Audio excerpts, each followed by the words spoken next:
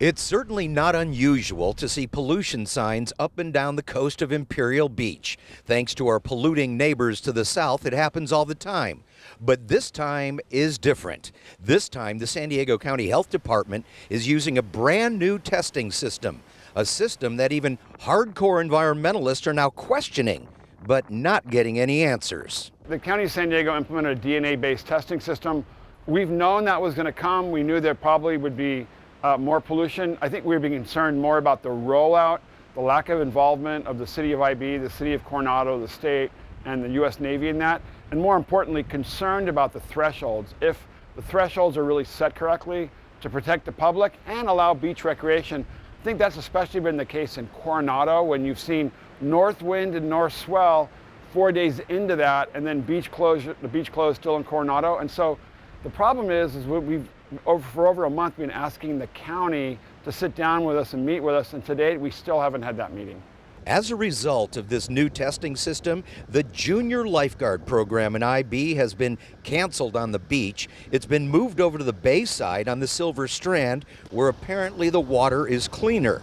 And the question remains, is the new testing system possibly too sensitive? And the reason I say that is because of the last 3 weeks, the city of San Diego is doing testing on the old method here in Imperial Beach all the way up to Coronado, and the conditions are coming up perfectly clean. And I think on a day like this, when things look pretty good, the question becomes, is the county setting the standards way too high? Up the coast in Coronado, the beaches are now back open, but this new testing system had them shut down for 14 out of the last 30 days, more than ever before in history. And I think for all of us, if we see 4 to 5 days of north wind and north swell in Coronado, and then it's still closed up there, we know there are probably some problems with that testing. That's really, I think, where all of us said we need to really look at this and have a discussion about this. Started talking to the county, and the county just said, no discussion, we're not going to change anything.